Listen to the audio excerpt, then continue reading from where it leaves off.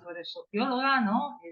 Sí. Es afroamazónida y Entonces, has trabajado durante más de 40 años en la Rondonia, sí, con los pueblos indígenas, ribereños y agricultores, ¿no?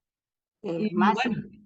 organizándolos, ¿no? A ver si nos explicas. Organizando-los, entenda-se bem, para as questões política institucional. O que é isso? É para que eles se organizassem em associação e sindicato, no caso dos trabalhadores rurais, porque em Brasil é forte a organização dos sindicatos de trabalhadores rurais, e as associações, a princípio, de produção de café, e depois dos seringueiros, são os caucheiros, e depois de cooperativismo também. São essas organizações. Por quê? Fazer isso por quê? Porque a população que estava em Rondônia, como eu, era gente que estava recentemente, migrantes, que começaram a chegar a Rondônia na década de 70, com maior fluxo na década de 80, de 1980 até 86, que foi uma migração muito forte do centro-sul do Brasil para Rondônia. E o que me motivou a fazer isso era o fato de eu tinha 24 anos de idade em 1981, tinha 24 anos de idade e tinha vindo de Belém do Pará, que é a primeira cidade da região norte, e que tem muito alta estima amazônica. Não toda a população, mas especialmente dentro da universidade, de onde é feito ciências sociais, onde eu me tornado socióloga. Então, em Rondônia, tentei fazer com que as pessoas encontrei uma situação muito diferente do que já podia imaginar, porque a maioria da população migrante não se gostava das pessoas, das populações, dos grupos humanos que haviam na terra, originário da região amazônica, de Rondônia. Então, os migrantes não gostavam. Por quê? Porque achavam que, primeiro, não eram pessoas blanquitas, de pele clara, porque as pessoas do sul do Brasil são a grande maioria de pele clara, e olhos claros também, porque há uma forte e recente descendência italiana, alemã, ucraniana, polonesa, que são brasileiros descendentes desses pueblos que se vieram no início do século XX para o Brasil, e com mais forte durante a Segunda Guerra Mundial. E isso, eles tinham muito preconceito, porque eles eram acostumados a trabalhar de forma agricultável as terras. E na Amazônia tudo era floresta, tudo era selva, em Rondônia. Então, eles entendiam que era tudo selva, porque a população que lá se encontrava tinha preguiça, não se gostavam de trabalhar. Entendes? Sim, sim. E isso também foi colocado ideologicamente pelo governo do Brasil, porque o governo do Brasil queria colocar lá o grande capital agroindustrial pero tinha que amansar a terra, fazer com que a terra ficasse já em condições agricultáveis para o agronegócio. Então, esses primeiros migrantes que para lá foram derrubar, plantar a plantação de sobrevivência, arroz, feijão, milho, essas coisitas com pouca incentivo para fazer plantios, para fazer regadios comerciais. Então, eles mesmos, ao perceberem isso, começaram a pedir ao governo que o governo os apoiassem, como já estavam apoiando os grandes que estavam lá, que estavam começando a plantar cacau.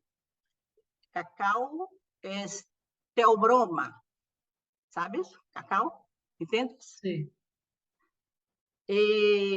Então, eles queriam plantar café, que era o que plantavam no sul do Brasil.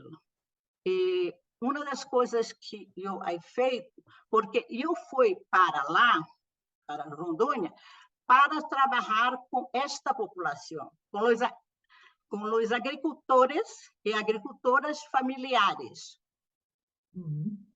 Esto fue como prácticas, digamos, de lo que habías estudiado, de sociología, No. ¿o cómo fue? Não. Foi tudo coincidência. Foi tudo coisa de Deus, coisa de Deus. Porque eu havia estudado todas essas coisas, e, claro, que fui contratada porque era socióloga e porque por ter uma gente nova trabalhando que tinha que amansar a terra e que começavam também a se rebelar, eles tinham que ser amansados também, entende? Então, por isso se contratou várias chicas, assistente social, e eu era a única socióloga, e que não teria no plano do governo contratar socióloga. Me contrataram porque eu fui lá pedir emprego, porque eu fui a Rondônia para visitar uma irmã minha.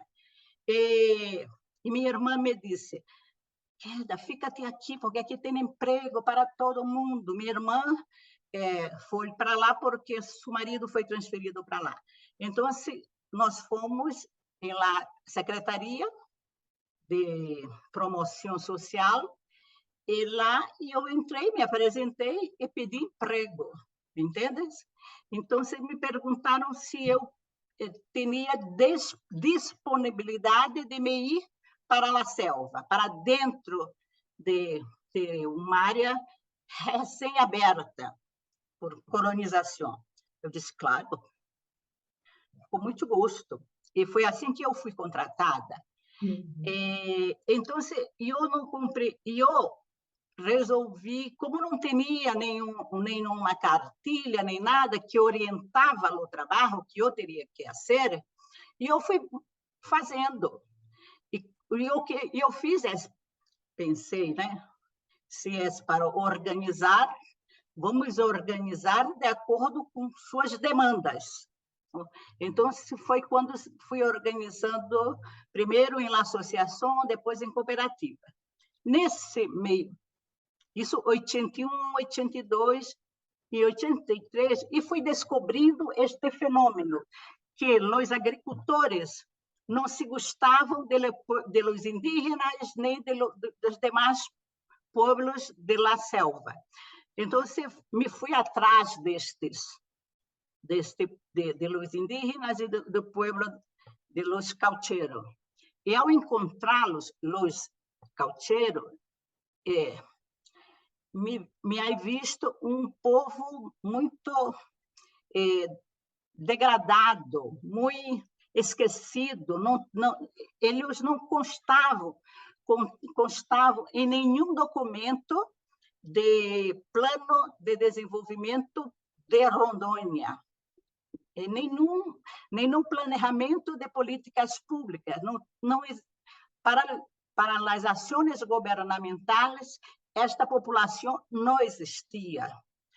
Então, eram pessoas muito parecidas fisicamente comigo, muito parecida comigo, com cara, com color muito como a minha, com pelos muito como o meu, e com os costumes alimentares. Então, a mim me gostava muito de ir à sua casa, comer com eles. Então, conversando com uma outra amiga que também estava lá para trabalhar com os idosos, com os maiores, com a população maior. Então, ele disse, olha, descobri uma população de gente maior que é gente do norte. E eu queria trabalhar com eles. Então, fomos lá e com o mesmo pueblo, com a mesma turma de comunitários, fizemos 2 associações. A Associação de los Maiores, de la Vila Velha, e a Associação de los Soldados da Borracha, Soldados do Caucho, e Seringueiros. Por que Soldados do Caucho?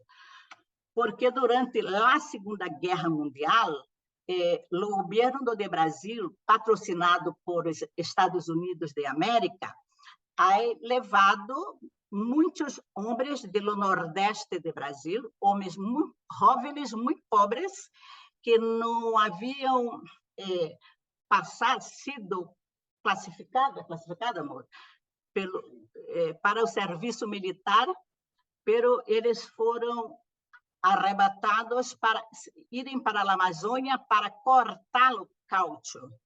Por quê?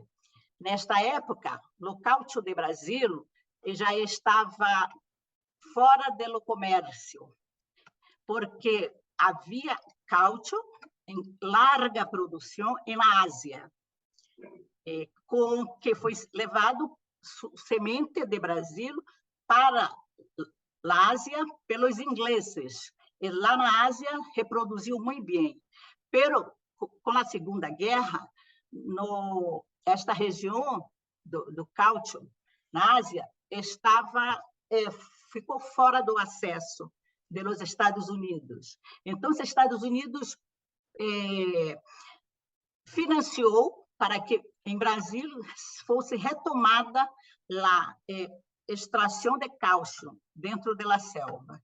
Então, o governo brasileiro colocou milhares e milhares de meninos, chicos nordestinos, para ir à selva e coletar caucho. E eles foram recrutados por o Ministério da Guerra, porque, por conta da guerra, foi criado um Ministério da Guerra. Então, esse Ministério da Guerra recrutou e levou de navio para o norte, para a Amazônia, esses jovens. E quando a guerra acabou, hoje lhe deu a patente de soldados da borracha. Quando acabou a guerra, o governo esqueceu dessas pessoas, o governo se olvidou dessas pessoas, desses moços que se quedaram dentro da selva. E lá começaram a refazer sua vida, e, claro, cortando borracha, casando com as indígenas, roubando as mulheres indígenas para fazer suas mulheres, e brigando, e peleando, guerreando com os indígenas por território em que havia caucho. E, claro, nesse território havia toda uma estrutura de comercialização que se quedava para o Atlântico, via Manaus e Belém, esta borracha para ser exportada ou para ir para o sul do Brasil, para as indústrias de pneumática e de indústria incluso da saúde, para material cirúrgicos. Tá? Sabe que até hoje a camisinha chama aqui camisinha, o preservativo é feito com caucho natural. Então, guantes también, guantes, muchas cosas. Sí, sí, sí. Entonces, diversos materiales hospitalares. Entonces, essas pessoas foram sendo sobrevivendo dentro da floresta. Depois começou a mineração, a exploração mineral, e muitas dessas áreas onde se havia os seringueiros, as comunidades de extrativistas de caucho, foram afetadas, foram retiradas para dar espaço à indústria de extração mineral. Então, com estas pessoas, foram as primeiras com quem eu trabalhei.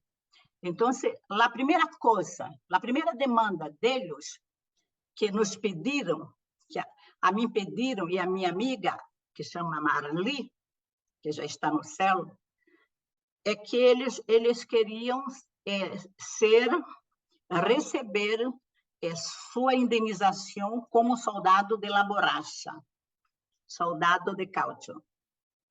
E, claro, e nós outras percebemos muitas outras coisas, pessoas doentes, desnutridas, e para se fazer qualquer coisa, para ir atrás da documentação da indenização, tinham de ter documentos, e a maioria não tinha documento nenhum. De identidade, te refieres? Sí. Documentos de identidade. Sim, pero haviam tido quando se vieram para a Amazônia. Então, fizemos esse trabalho. Eles sabiam de onde era o cartório, onde foram registrados em suas cidades, no Nordeste. Então, via comunicação de radiodifusão, entramos por telefone, entramos em contato com os cartórios do Nordeste e os cartórios nos enviaram as certidões de nascimento o registro de nascimento dessas pessoas,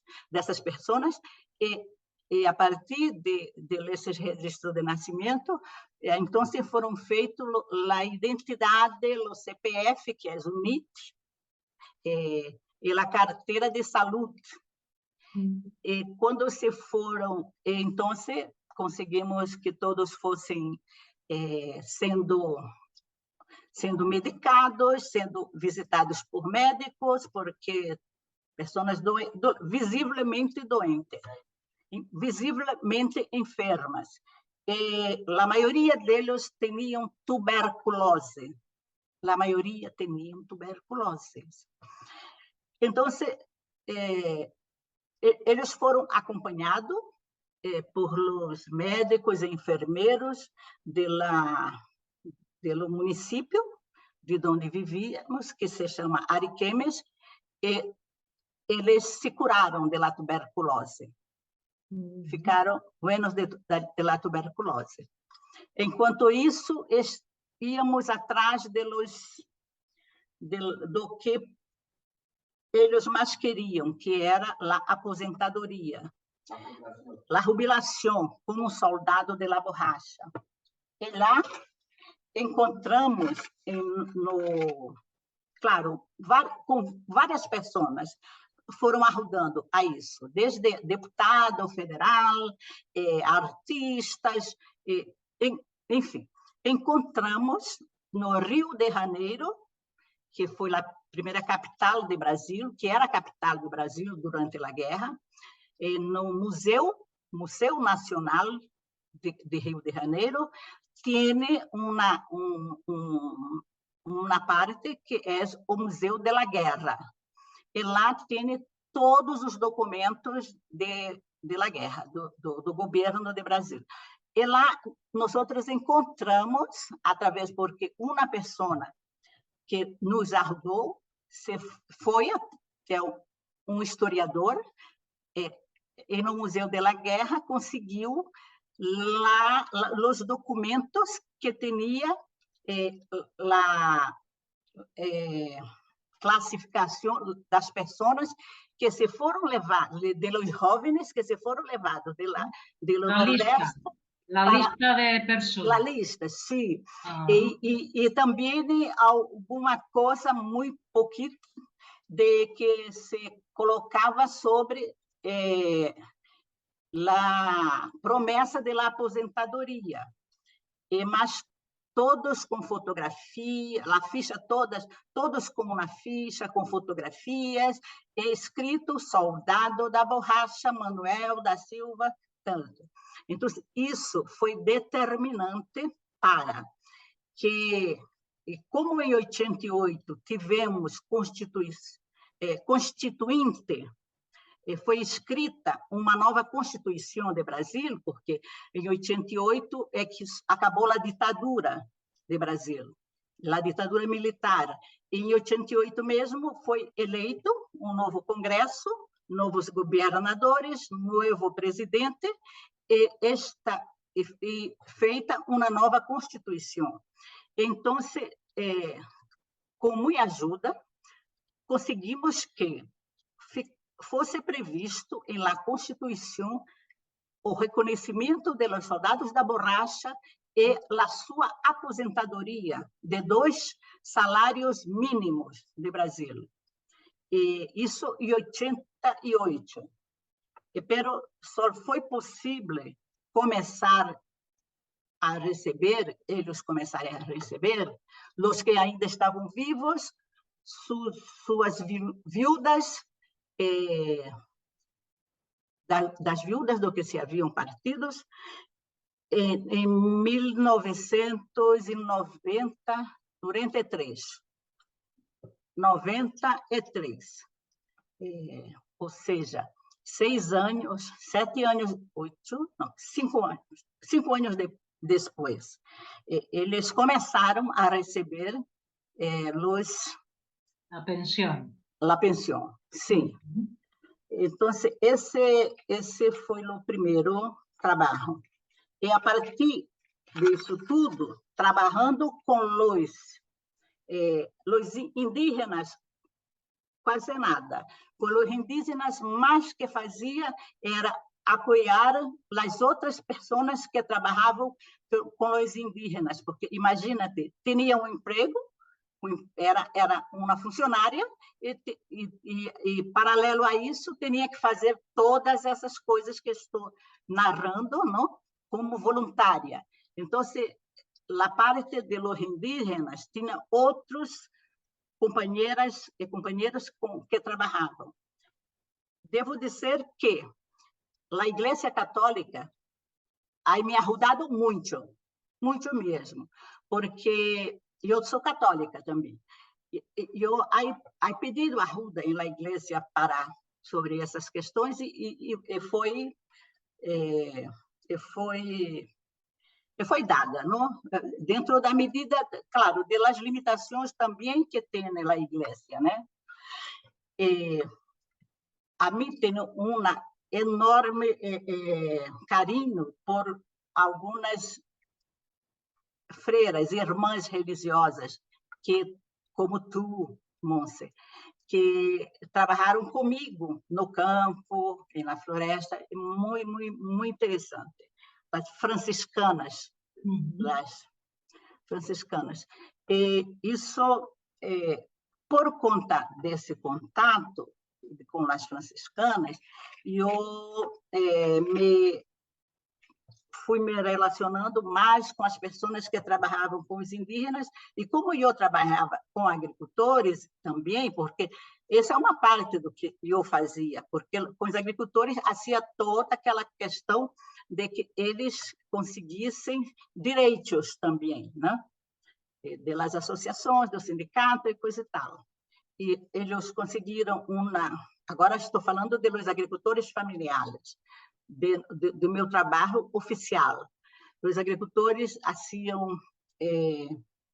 conseguiram um financiamento para plantio de café.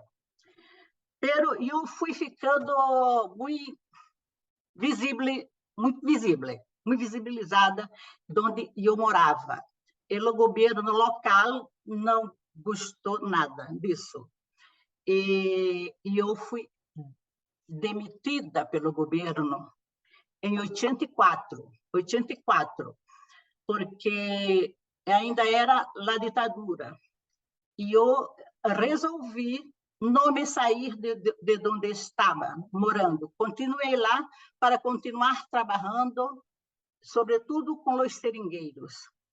E eu fiquei lá, conseguindo um trabalhito aqui, outro trabalhito ali, e fiquei lá até dezembro de 86.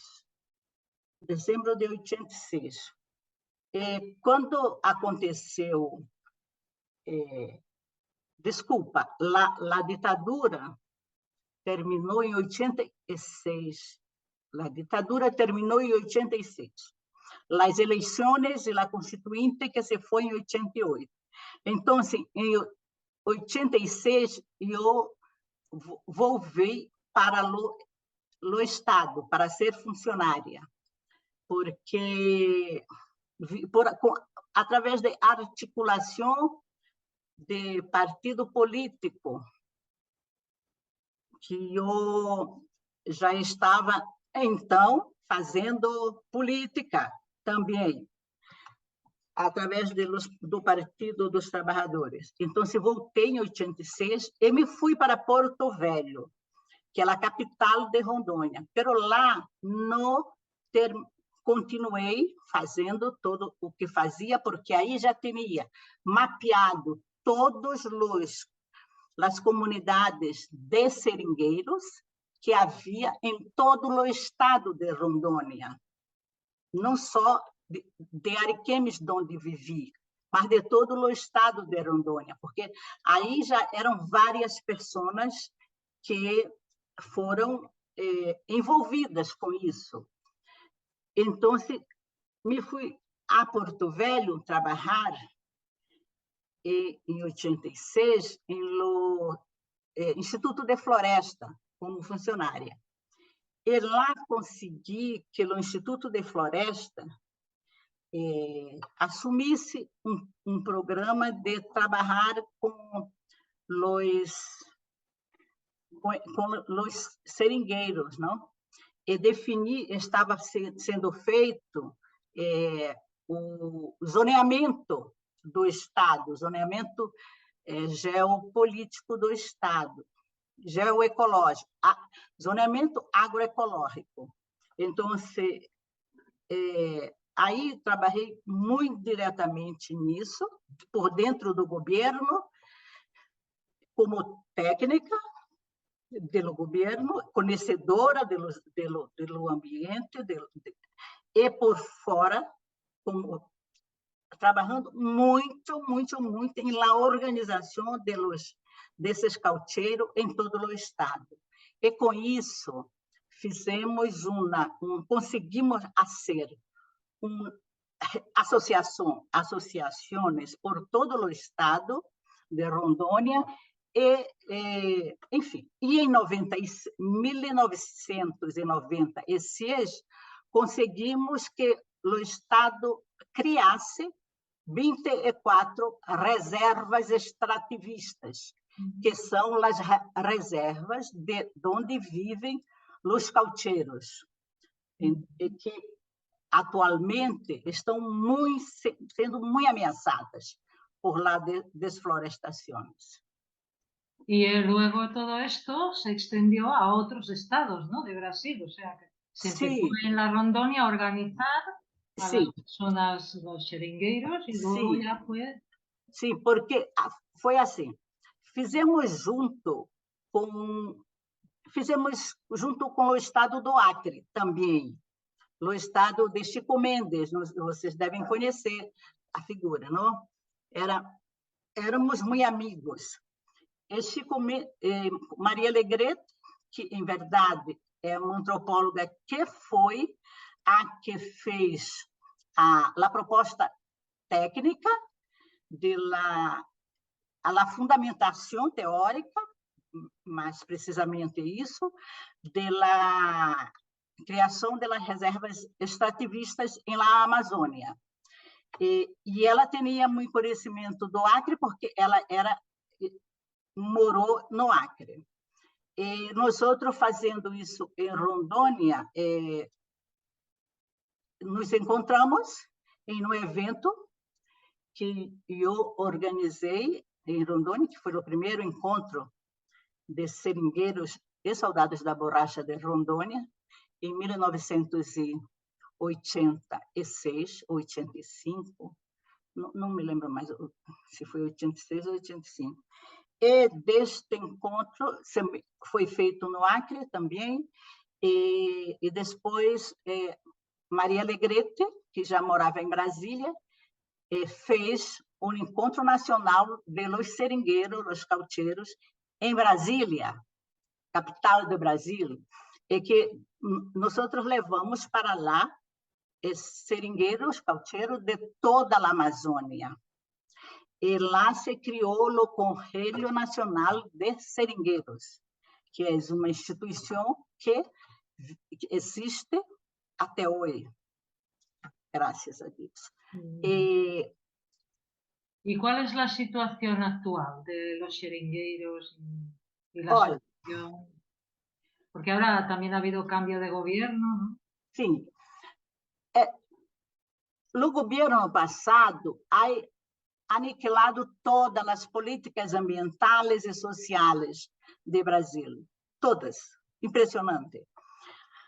Pero, sobretudo, que tinha como princípio ocupar o máximo possível através da explotação mineral, ocupar a Amazônia com a explotação mineral, porque a Amazônia é muito rica em minério. E isso, em parte, se deu em Rondônia e Pará, que são os estados mais afetados. E isso fez também com que os produtores de ganado, ficassem muito à vontade para ocupar novas áreas, desmatar e transformar em pasto, desflorestar e colocar pastagem para o ganado, e também para a monocultura de exportação, a monocultura de commodity, que é a plantação de soja e girassol, que se vende completamente tudo para a Ásia. E também de carne. Sabes que Brasil é o maior exportador de carne,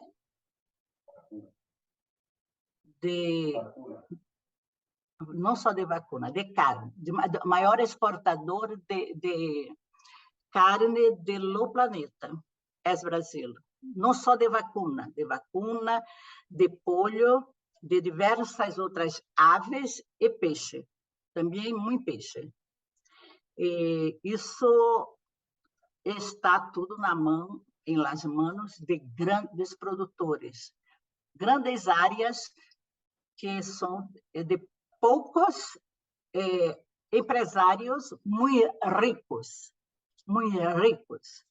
E esses são os capetas de los pueblos de la selva, os diabos de lá. de los pueblos de la selva.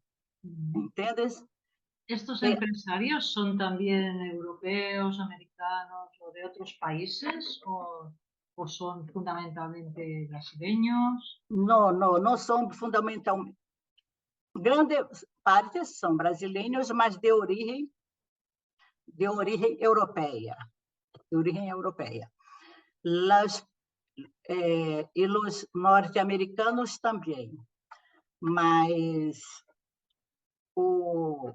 também tem muito capital, não só norte-americano, né, estadunidense, Canadá, e também da Europa e agora da Ásia também, de Ásia.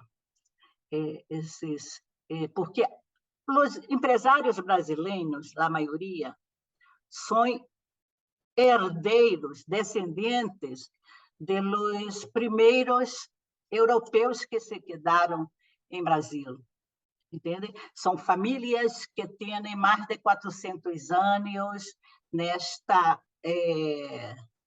área de produção agropecuária e de indústria, de agroindústria também. ¿Entiendes? Y entonces hay también transnacionales. Yo te lo pregunto porque sí, precisamente se está ahora en diálogo para la directiva esta de la Unión Europea, bueno, y a nivel mundial también, en la ONU, ¿no? Sí, se está intentando elaborar estas directivas que puedan ser para que las empresas tengan lo que llaman la debida diligencia, ¿no? En todas sus acciones, no perjudiquen a las poblaciones, etcétera, ¿no? Porque sabes que o Brasil, agora temos só há 4 meses novo governo, o governo Lula, que é do Partido dos Trabalhadores, do meu partido, incluso. Eu sou petista.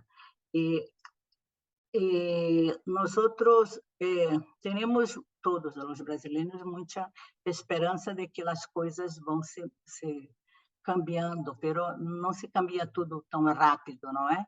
Nos primeiros 100 dias de governo Lula, ele teve o compromisso de recompor todas as políticas públicas, todos os programas que Bolsonaro havia, sociais e ambientais, que Bolsonaro havia cortado, acabado, quitado, né? Eles foram todos de novo replanteados, mas não é fácil, não? Se ter resultados rápidos, mas está se tendo, né? Os pueblos indígenas, vocês devem ter sabido da questão de los Yanomamis, mas os Yanomamis foram os que tiveram visibilidade, a problemática Yanomami, mas toda a Amazônia e também no Nordeste e Sudeste do Brasil, que tem pueblos indígenas, temos muitos problemas de saúde, de invasão de terra e mais que isso, de assassinato, de morte por bala, tiro, de lideranças indígenas, muitas lideranças indígenas assassinadas, homens e mulheres. Isso muitas famílias indígenas que se quedaram de la selva para a periferia da cidade, por causa da falta de alimento e de trabalho, enfim. E que estão vivendo também de forma muito precária e muito miserável em la periferia de las capitais, de las cidades maiores, não é? Isso não é só em la Amazônia, isso é em todo o país. Isso ocorre. E também, hoje, em Brasil, tem uma população de indígenas venezuelanos muito grande, sobretudo isso em la Amazônia, em los estados de Brasília que fazem fronteira com Venezuela, com Colômbia e com Bolívia, por onde eles entram, não? Por onde os pueblos venezuelanos entram, e que estão muitos vivendo em la calle. E é muito triste isso, muito triste. Entendes?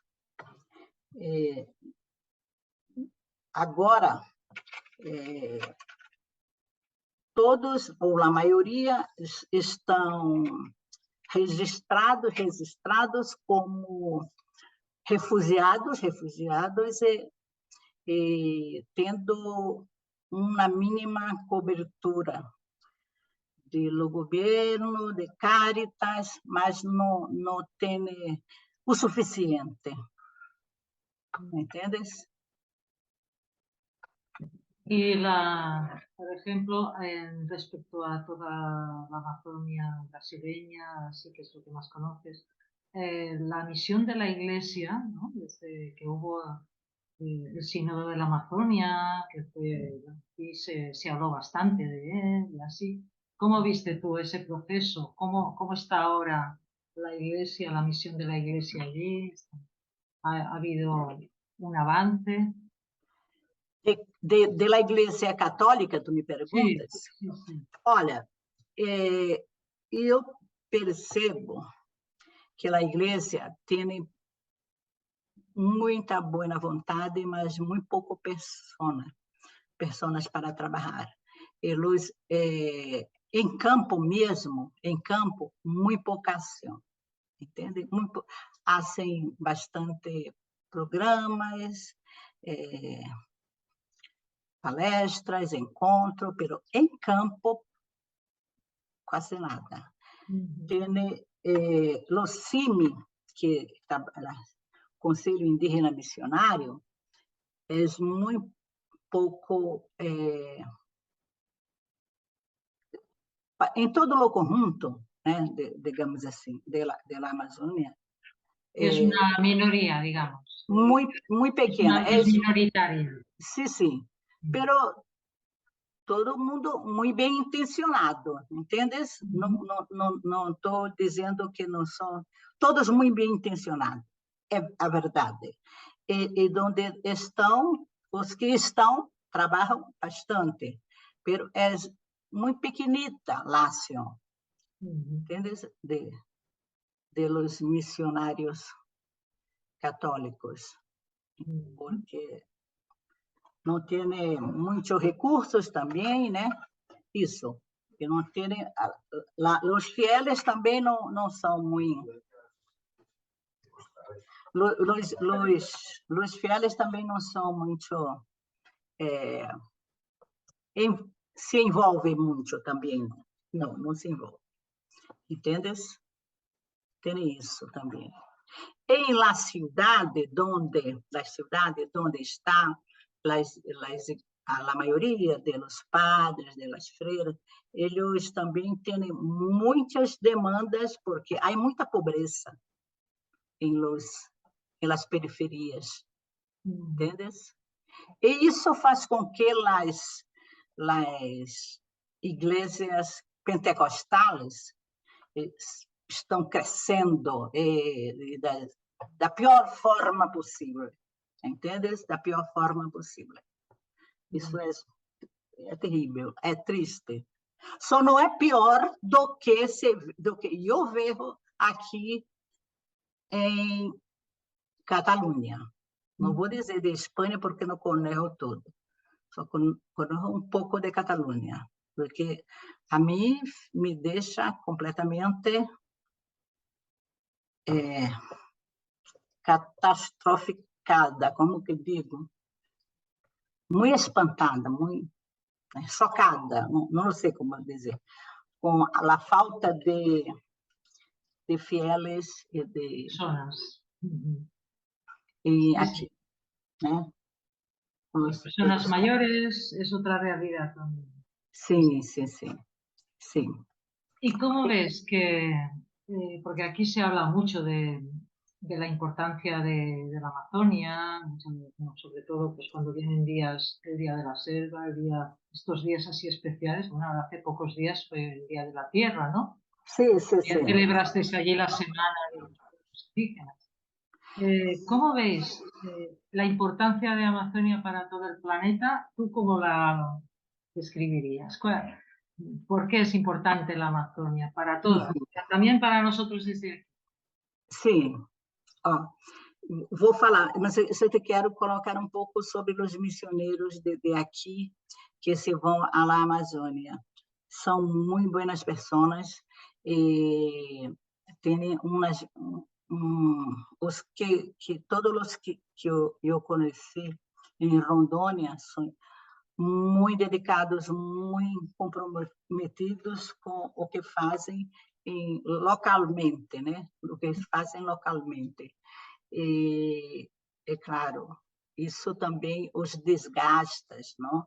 Eu conheci, porque estava em meu estado de origem, o Pedro Casaldáliga, não? Dom Pedro Casaldáliga, e assim como outros claretianos. Meu marido se foi a Brasil, a Rondônia, através de uma missão claretiana. Claretiana, né? Sim, que se foi a Rondônia, que era uma missão também muito interessante. E por aí se vai. Por que a Amazônia é importante para o planeta? Como diz o Papa e a ciência, tudo está interligado, não? Existe uma coisa que se chama floresta amazônica e que suas emissões de gases naturais e que são fundamental para a definição de las luvas, não só em Brasil, mas em grande parte do planeta. E isso é também de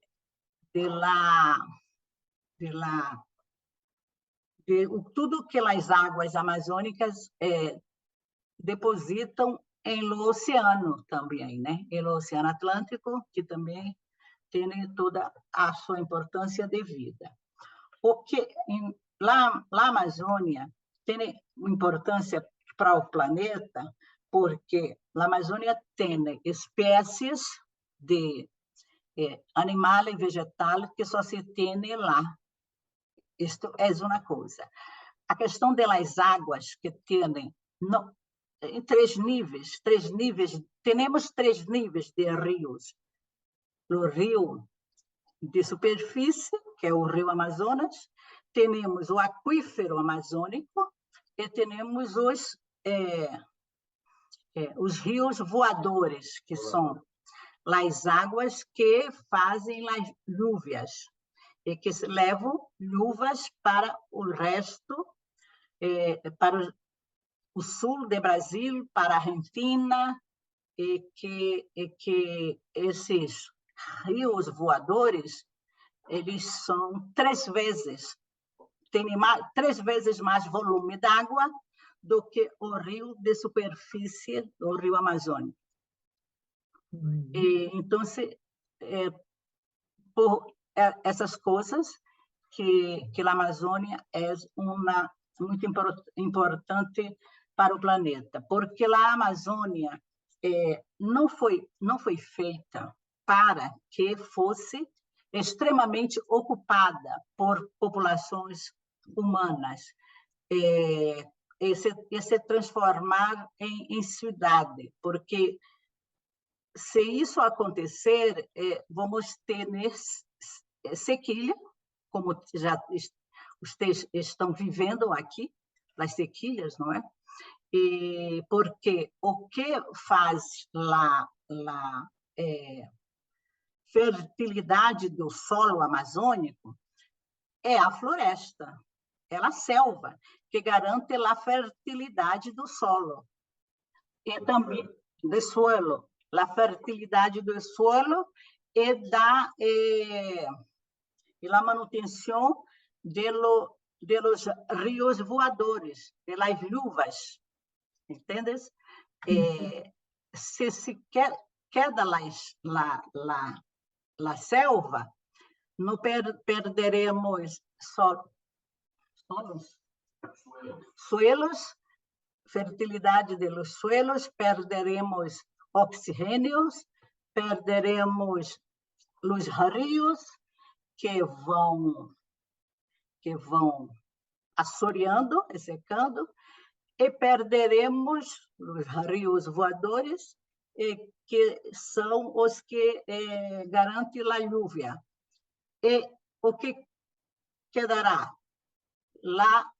O aquífero, que nunca foi mexido. O aquífero é intacto, o aquífero amazônico. Incluso eu, na minha ingenuidade,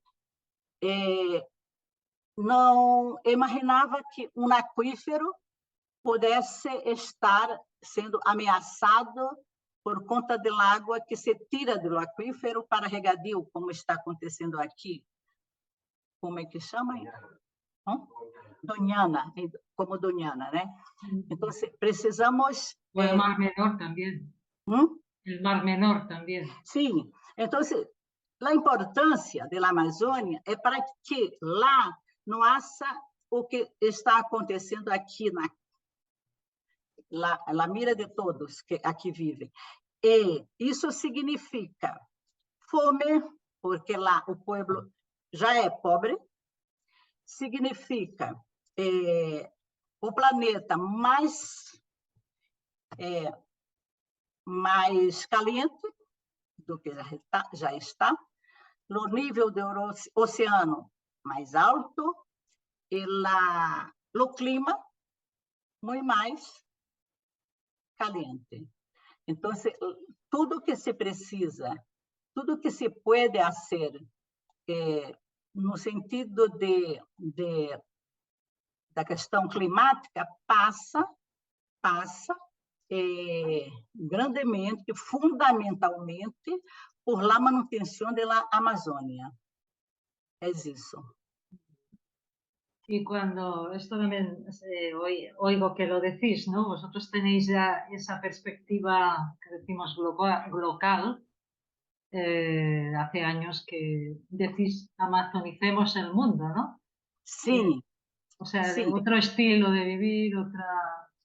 Sim. ¿Puedes explicar? A Amazônia, exatamente. Este é o nosso objetivo. Incluso, estamos organizando umas jornadas amazônicas aqui em São Juan, porque não podemos estar aqui sem fazer nada. Precisamos fazer alguma coisa nesse sentido, né? De amazonizar o mundo. Por isso, vamos fazer estas jornadas aqui, pero não é a única. Pretendemos que seja a primeira e que poderemos reproduzir em outros cantos da Espanha, de outros países. Eu tenho já uma perspectiva de fazer em Portugal também, e vamos, como nós estamos aqui, vamos começar por aqui. ¿Entiendes? ¿Y qué dirías que es amazonizar el mundo? ¿Qué es que amazonicemos? Primero, es que las personas possam conhecer essa parte do mundo que muita gente não conhece. E segundo, que pueda se entender que o povo que vive lá não são os que se mantêm a Amazônia viva e sustentável. O povo tradicionais, não? Que são os originários e os tradicionais, que não são pouco. Pero para a Amazônia, no território amazônico é suficiente, que não se pode pôr mais gente lá, entendes? Mesmo para o turismo é necessário muito cuidado. Precisamos todos cuidar de que este paraíso, né? Este jardim do Éden, pelo planeta, continue sendo o jardim que Deus plantou. Entende? E que nós outros, que somos de lá, que estamos lá, possamos continuar lá cuidando. Isso significa dizer o quê? Não temos que viver lá como primitivos, mas ter qualidade de vida também. Isto é fundamental, porque os recursos naturais não tienes de la Amazônia, não têm de ser recursos para enriquecer ninguém. Não é para enriquecer pessoas, 1, 2, 3, 20, 100 empresários. Não, não é para isso. É para garantir o equilíbrio climático e ambiental do planeta. Então, tudo que se faz, que se tem que fazer na Amazônia, desde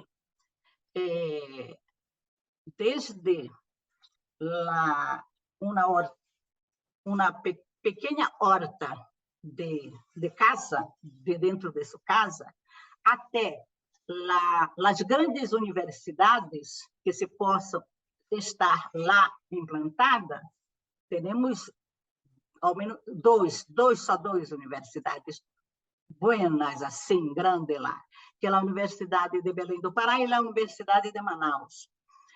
E que todas essas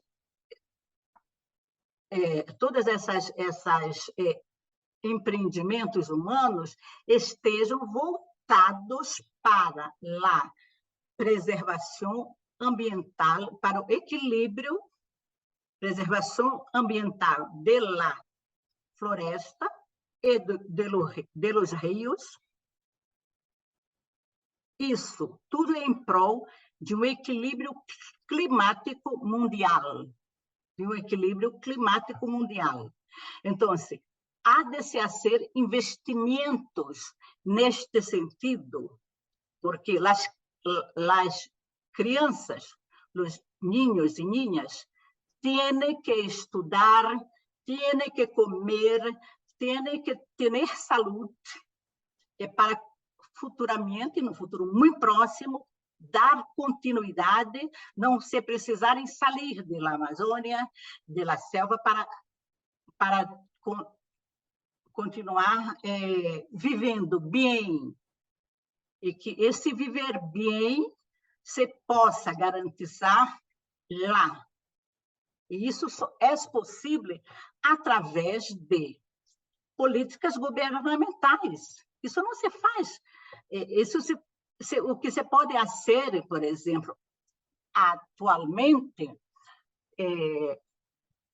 por ponências como as que estamos fazendo e por a organização de muitos grupos, que fazemos muito pouco, fazemos os exemplos, digamos assim, de que é possível, do que é possível, entendes? Mas, a longa escala, quem tem que assumir isso é o governo, através de, por exemplo, a ministra do Meio Ambiente, ela é da Amazônia, Marina Silva, é do Acre, é hija de seringueiro, Marina Silva. Então, ela está incluso aqui em Espanha, até ayer, estava com Lula, tem ido em todas as viagens internacionais com Lula, porque dos objetivos é se buscar recursos para as ações de equilíbrio ambiental, sustentável e econômico na Amazônia, ¿entiendes? Não tem que fazer tudo que se faz na Amazônia, tem que ser dentro da ética de manutenção do equilíbrio ambiental do planeta. Y para lo que decías, ¿no? Para la calidad de vida de las personas también. Sí, sí. No está una cosa reñida con otra, todo está conectado. Tudo está conectado, exatamente. E aqui, nós queremos dizer isso que estou dizendo a ti, dizer para mais pessoas, para jovens, para empresários, para católicos, para protestantes, para os para muçulmanos, para os que não têm nem religião nenhuma, que agora me fugiu o termo, para os agnósticos, e que isso, trazer nossa mensagem, que é nossa utopia, que estamos, pouco a pouco, querendo que se transforme em realidade. ¿Entende? Una utopía para todos los que nos sentimos que somos personas humanas, ¿no? Sí. Sea cualquier país, sea cualquier credo, Sí. cualquier Sí. condición. Muy bien. Também temos um movimento feminista lá, do qual me agrada muito, e também na hora que der poderia falar, porque é um movimento feminista que tem esta ética também, de manutenção da sociobiodiversidade da Amazônia. E se chama MAMA, Movimento Articulado de Mulheres da Amazônia, e que temos a participação de muitas mulheres indígenas, não indígenas, e de indígenas que já têm suas identidades, a originalidade desses pueblos foram aniquiladas pela civilização, né? É o meu caso. Então, essas mulheres, somos mulheres que estamos trabalhando sobre a questão contra a violência, contra o feminicídio, articulado com as questões da preservação da Amazônia. Lo que se llama ahora ecofeminismo, ¿no? Sim. Não sei, não conheço esse termo. Ecofeminismo? Estou ouvindo pela primeira vez. Vamos a hacer, precisamente, en la provincia nuestra, va a haber una formación de un fin de semana en Valladolid. El fin de semana creo que es el 8, 9 o 7, 8 de julio. ¿Sí? Sobre este tema, sobre el ecofeminismo. Sí. Ahí vamos a estar también. Ay, qué bueno. Visto más desde aquí, claro. Pero sí. Igual, porque es para toda... O sea, el ecofeminismo precisamente es para todo el planeta, ¿no? Cada uno actuamos del local, pero influye en el global. Sim, claro. Agindo localmente, pensando globalmente, não? É isso que sempre fizemos, agindo localmente, pensando globalmente. E nessa jornada que faremos em setembro, traremos uma mulher da coordenação do MAMA também, deste movimento articulado de mulheres da Amazônia. Muy bien. Bueno, pues cuando sepáis ya más, tengáis el programa y todo, nos lo pasáis.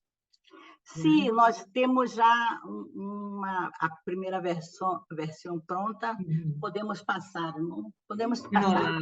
Cuando ya tengáis el definitivo, sí, sí. lo pasáis. Sí, sí. Pues no sé, si quieres decir alguna cosa más que no te hayamos preguntado, que digas, esto es muy importante. Y ya con esto acabaríamos. Agora, de momento, também não lembro. Certamente vou lembrar depois de alguma coisa que não é dito, pero que é muito importante. Não sei dizer neste momento, pero é tudo amazonizar o mundo. Em Brasil, na Amazônia, existe um grupo que chama GTA, Grupo de Trabalho da Amazônia. Esse grupo é formado por organizações não governamentais de toda a Amazônia. E esse grupo foi criado porque o Brasil ha feito um convênio do Fundo Amazônico, que é o recurso que recebeu inicialmente do G7, dos 7 países mais ricos, que foi definido na ECO 92, que foi a Conferência Mundial de 1992, que foi no Rio de Janeiro. E esse recurso era para cuidar das áreas de florestas tropicais do Brasil, que são a floresta amazônica e a floresta da Mata Atlântica.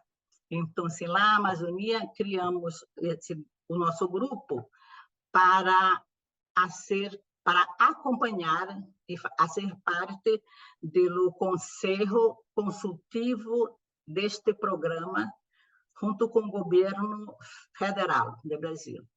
E foi neste grupo que surgiu, não me lembro de quem, este termo, amazonizar. Vamos amazonizar, né? Primeiro, amazonizar o Brasil, depois amazonizar o mundo. Muy bien. Pues muchas gracias. Nos quedamos con eso, ¿no? Amazonizar el mundo, nuestra vida, ¿no? Tener en cuenta que vivimos de la tierra y ahí hay una zona que es muy importante para la vida de todos. Sim. Pues muchas gracias, Ana María. Eu agradeço muito também a oportunidade e me sinto contenta de poder ter que compartilhar com vocês esta experiência, minha experiência como mulher amazônica, afroindígena. Muy bien. Gracias. Muchas gracias y a ver si nos vemos un día personalmente. Sí, claro, claro. Gracias, Ricardo. Adiós, muchas gracias.